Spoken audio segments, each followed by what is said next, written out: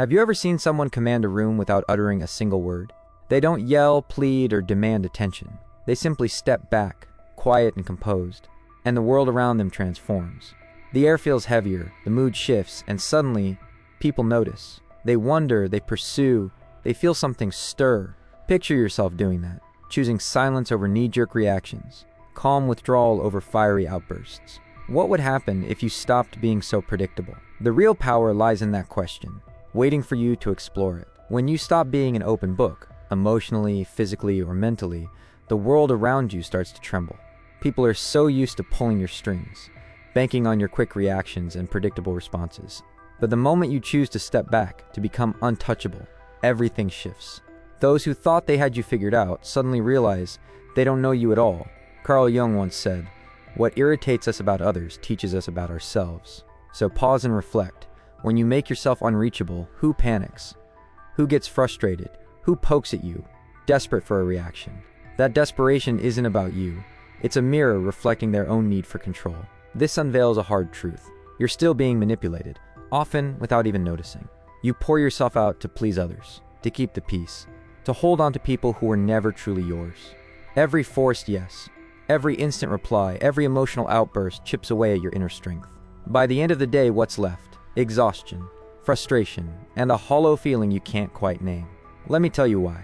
You're giving too much of yourself to those who don't deserve even a moment of your quiet presence. Your energy is precious, yet you're handing it out to people who barely value it. This isn't about shutting out the world. It's about embracing yourself. It's about diving into what Carl Jung called individuation, the journey to becoming whole, real, and truly you. That journey starts when you realize silence can roar louder than 1,000 heated arguments. When you withdraw not out of fear but from a place of deep awareness, you claim your power. So let me ask you, eye to eye, how long will you let others' emotions pull your strings? How long will you dance like a puppet every time someone prods your pain? Maybe it's time to cut those ties, step back, and become a mystery. Because when you stop being everyone's open door, the entire game changes. From a young age, you've been taught to always show up, to answer quickly, to please others, to say yes, even when your heart screams no. Society conditioned you to believe your value lies in how much you give to others. But here's a truth you might not have heard so clearly. Being endlessly available isn't a strength, it's a cage. As long as you think you must always be there, emotionally or otherwise, you'll be used, drained, and discarded the moment you stop serving a purpose. Your constant presence doesn't make you valuable. It makes you vulnerable to those who take without giving back. Why does this happen? Because always being available makes you predictable, and anything predictable becomes a tool in someone else's hands. People treat you like an emotional on-demand button, pressing it when they crave attention, comfort, or validation, then tossing you aside when they're done. You don't see it because you're caught in a lie, the belief that being there for everyone will make someone show up for you. But life doesn't work that way. Your constant availability doesn't earn loyalty. It invites exploitation. Carl Jung talked about the persona, the mask we wear to win approval, love, or recognition. That mask is what keeps you overly available. You say "I'm fine" when you're crumbling inside. You reply to texts instantly, even when you're bone tired. You explain, justify, and defend yourself as if the world is owed your every thought. But here's the painful truth. The more you stand on someone else's stage, the more you vanish from your own. By trying to be everything for others, you lose sight of who you are. Constant availability is a quiet betrayal of yourself. It's a sneaky way of chasing approval, dodging rejection, and trying to shape how others see you. But this comes at a heavy cost. Your peace. You scatter your vital energy as if it's endless, when in truth, it's painfully finite. Every time you give too much, you're stealing from the reserves that keep you whole, grounded, and alive. Those who demand your constant presence don't truly want you. They want what you give them: validation, companionship, a distraction, or emotional support. But the moment you shift, set a boundary, or refuse to react, they turn on you. They get annoyed, point fingers, call you strange. It's not because you've changed, it's because you've stopped being their convenient tool. Your new strength threatens their reliance on your old predictability. Here's the harshest truth. The more you're always there, the less others value you. What's too plentiful becomes disposable, like an emotional rag tossed aside. People don't respect what they don't have to work for, and they don't cherish what's always available. So pause and ask yourself, who truly deserves your time, your attention, your heart? Or more importantly, who deserves the gift of your absence? Because your presence is a privilege, not a given. Before you answer, there's a deeper question to unravel. Why do you react so quickly? Why do you give in without a fight? What drives this urge to respond, explain, and please everyone? The answer lies in what Carl Jung called psychic energy, your inner life force. That's what we'll explore next, because your energy is your most precious resource. If you don't learn to guard it fiercely, others will drain it without hesitation. If these words are hitting home, resonating deep within, take a moment to hit the subscribe button and join this journey. Your support means the world, and together we'll keep uncovering truths that set you free. Carl Jung didn't view the human mind as a thoughtless machine, blindly reacting to every push and pull. He saw it as a dynamic energy system, where every thought, feeling, and action draws from your inner reserves. So here's the real question. Are you deciding where your energy flows, or are you letting the world siphon it off for you? Your choices shape your power. Choose wisely. Every impulsive reaction burns through your psychic energy. When you jump to defend yourself against pointless criticism, snap back at a taunt just to prove a point, dive into meaningless arguments, or bend over backward to please those who don't care, you're squandering your inner strength. You're pouring your precious energy into things that leave you empty, not full. Stop feeding what doesn't feed you. Jung was crystal clear. What you resist persists. The more you react, the tighter you tie yourself to the cycle. Those who feel emotionally drained aren't weak. They're simply pouring their energy in the wrong direction. And here's the danger. When you're exhausted, you're vulnerable. When you're vulnerable, you become an easy target for those who thrive on your depletion. Protect your energy, or someone else will claim it. Manipulative and emotionally needy people can smell your unguarded energy like sharks sense blood in the water.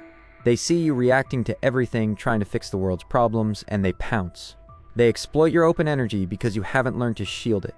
Jung taught that a healthy mind knows how to hold its energy close, preserving it for what truly matters. Stop leaking your strength to those who only take. This means saying no without a shred of guilt, staying silent without feeling weak, and observing before you leap. True power isn't in reckless reactions. It's in choosing when and how to engage. You can only do this when you know yourself deeply enough to spot your own triggers and impulses. That self-awareness is your greatest weapon. How many nights have you tossed and turned over an unfinished argument? How many hours have you wasted replaying what you could have said or puzzling over someone's cruelty? That's your energy slipping away with no return. You're breathing life into ghosts that should have faded long ago, fueling cycles that only persist because you keep reacting. Let go and watch those phantoms dissolve. Your psychic energy is a powerful force field. When you protect it, you walk into a room and command respect without saying a word. Your presence alone speaks volumes. But when you let it leak, you fade into the background, reactive and fragile. The world shows no mercy to those who give their power away too easily. Guard your energy and you'll reclaim your strength. Start paying attention to your triggers. What sets you off without thinking? What pulls you off balance? Those are the cracks where your energy seeps out. And that's where your work begins. This isn't about becoming cold or detached. It's about becoming selective, a sovereign ruler of your own soul. Choose where your energy goes, and you'll reclaim your power. Here's one of Jung's most profound insights. When you protect your energy, you shatter the projections others cast onto you. This rattles them deeply, because now we're stepping into the shadowy realm of silent manipulation. In the next part, we'll uncover how opportunistic people siphon your energy, and why your unavailability is the key to dismantling their games. Get ready to see the truth behind their tactics. Brace yourself to face those who've been quietly draining you without you even noticing. You think you're in charge, that your reactions are your own free choices. But the truth cuts deeper. Most of your emotional responses are wired into you, like a program running on autopilot. And those who know this can pull your strings with ease. It's time to wake up to their subtle control. Cunning people don't need to shout, threaten, or push. They simply press the buttons you've left unguarded, and you react every time. Carl Jung called this projection, where people cast their hidden flaws onto you. But there's a hidden twist most miss. While they project their shadows onto you, you become the canvas for their unresolved issues. You carry their burdens without even realizing it, unless you learn to step out of their frame. The more emotionally open you are, the more you become a blank slate for others' projections. Think of that friend who only calls when they're drowning in chaos, the partner who leans on you to fix their every problem, or the person who showers you with praise, but only when you're useful. This isn't random. They're not connecting with the real you. They're clinging to the role you've allowed yourself to play in their story. Stop being their script, and watch their illusions crumble. Why do you go along with it? Because you're scared of letting them down, terrified of losing their love, or haunted by the fear of being left behind. The most insidious manipulation doesn't come from loud demands. It creeps in through the quiet weight of guilt. You feel you owe them something, that you must always be there, always help, always understand, even as it tears you apart inside. That guilt is their weapon. Don't let it cut you deeper. Here's the heart of it. Manipulators don't need to control you outright. They just need you to keep reacting predictably. But when you stop, the game collapses. When you say no, choose silence over arguments, or step back instead of justifying yourself, their projections start to crack. The mask they've forced onto you falls away, and their control unravels. Your refusal to play their game is your greatest power. Your silence shakes people because they no longer know who you are. Worse, it forces them to face themselves, and not everyone is ready for that mirror. Your unavailability is a quiet rebellion. It exposes their emptiness, their reliance on you to fill their voids. When you step away, they're left staring at the shadows they tried to project onto you. Your silence holds up a mirror to their inner chaos, a noise they've been dodging. That's when the attacks come, the criticism, the drama, the accusations. Not because you're wrong, but because you've stopped being their convenient escape. Jung put it perfectly. We don't find enlightenment by chasing light, but by facing the darkness within. Your refusal to play their game forces them to confront their own shadows. When you pull back and stop fueling their cycle, their hidden shadows start to surface. For those who used you as their emotional crutch, this is unbearable. But what about you? Are you ready to face the unease of being misunderstood, rejected, or even attacked for choosing yourself? Can you embrace the quiet that follows the break, knowing it's the price of your freedom? Because it's in that very silence that a new, unshakable power takes root. That's what we'll dive into next. You'll discover why silence is the most formidable weapon of the human spirit, and how it transforms the way you move through the world, rewriting the rules of every relationship you touch. The world today is a cacophony of noise. Everyone clamoring to be heard, rushing to reply, fighting arguments at the cost of their own peace. But there's a rare, potent force that few understand and even fewer wield: the power of silence. It's a quiet strength that shifts the tides in ways words never could. This isn't the silence of weakness or retreat, but a deliberate, razor-sharp, crystal-clear silence. A silence that radiates presence, not absence. Jung saw it as fertile soil for inner growth, a sacred space where transformation takes root and your true reacting you start seeing. By stepping back, you notice patterns that once slipped past you: repetitive emotional traps, subtle manipulation, cycles of self-destruction. Silence sharpens your clarity, and that in your stillness you become untouchable. Have you ever seen how people unravel when you don't respond? When you refuse to explain or simply vanish? It's not because they miss you, it's because your silence strips them of their control over the story. As long as you keep talking, you're playing their game. But when you choose silence, you rewrite the rules, and they're left scrambling. True silence isn't just a lack of words, it's command over your own energy. It's the firm refusal to be swept away by someone else's emotional storms. It's the deliberate choice to walk away from fights that don't deserve your strength, preserving your peace for what truly matters. Jung taught that individuation, the journey to your truest self, demands this kind of distance. Only in silence can you hear your own voice, free from the world's clamor. But make no mistake, silence comes with a cost, and it's one you must be ready to pay for your own liberation. Silence will push away those who only cared for the part you played in their lives. It will make you a mystery to those who saw you only through their own distorted lens. They'll call you cold, distant, even arrogant, but that's just a backlash from people who never valued your depth, only what you could do for them. Here's a tough truth. As you grow, you get pickier with your words. You realize every sentence you speak is a piece of your energy, and not everyone deserves a share of your truth. Your voice becomes a sacred gift, reserved for those who honor its worth. Silence isn't always stepping back. It's stepping into your power. It's the language of those who don't need to prove themselves to anyone. Silence unsettles because it forces others to face their own thoughts, their own inner chaos, without you as their distraction. That discomfort speaks volumes about them, more than any argument you could wage. You don't need to justify your absence. It speaks for itself. Those who feel threatened by your silence are showing how much they relied on your chaos to keep their own control. Your stillness exposes their fragility. The truest power of silence isn't in unsettling others. It's in rebuilding you from the inside out. It's the quiet that links you to something deeper than anyone's approval. In that sacred, untouched space, free from the world's demands, you reclaim your life force and rediscover the core of who you are. That's exactly what we'll explore next. Cutting out the world's noise is just the start. You must learn to wield your energy with purpose, choosing where it flows, where it rests, and, most crucially, where it should never be squandered.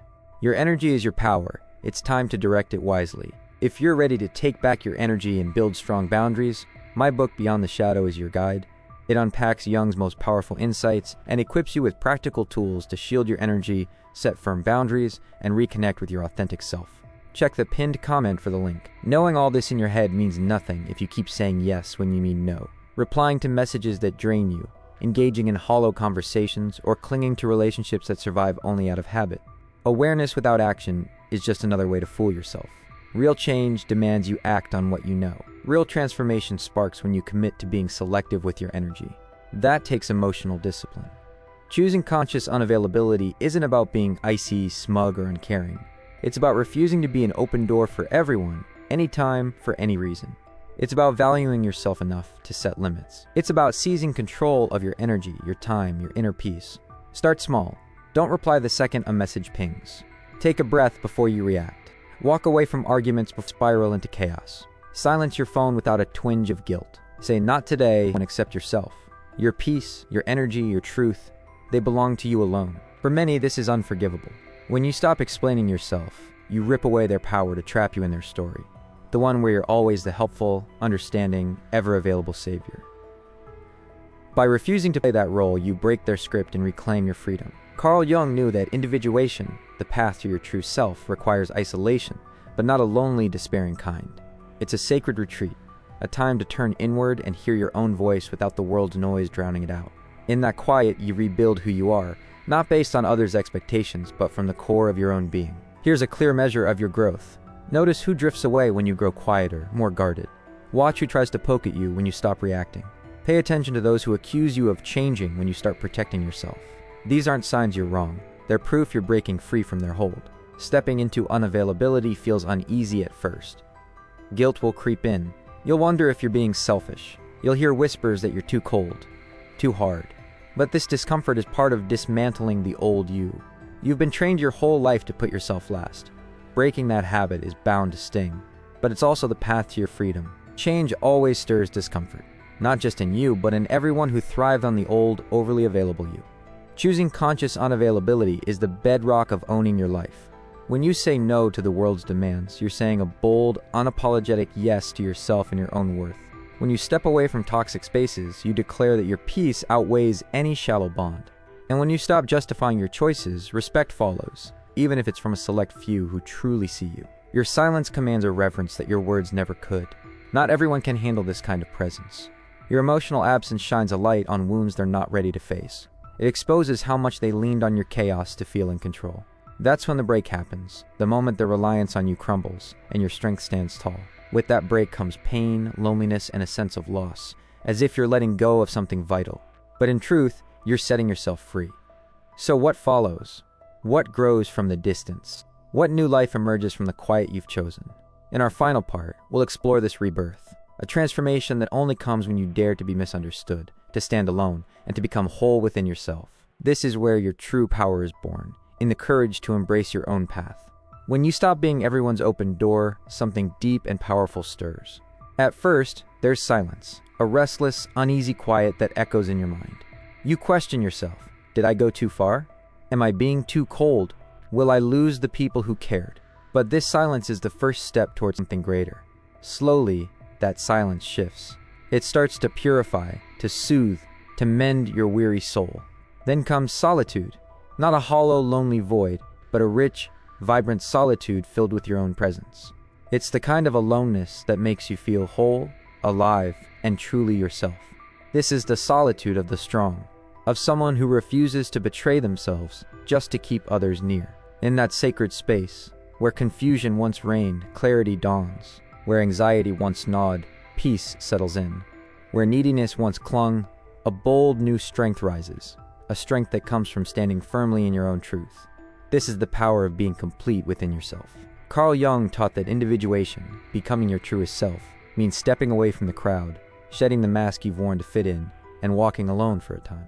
It's in this solitude that you discover who you were always meant to be. That's precisely what you're doing when you choose unavailability. You're not running from the world. You're coming home to yourself. You're reclaiming your space, your truth, and your power in a way the world can't touch. This is the moment you stop merely reacting and start creating. You break free from being molded by the world's demands and begin crafting your reality from the strength within you. You become the architect of your own life. Those who squirm at your absence show their true colors. They didn't want you. They wanted the role you played for them. Now that you've stepped out of that script, they're lost, unsure how to handle the real you.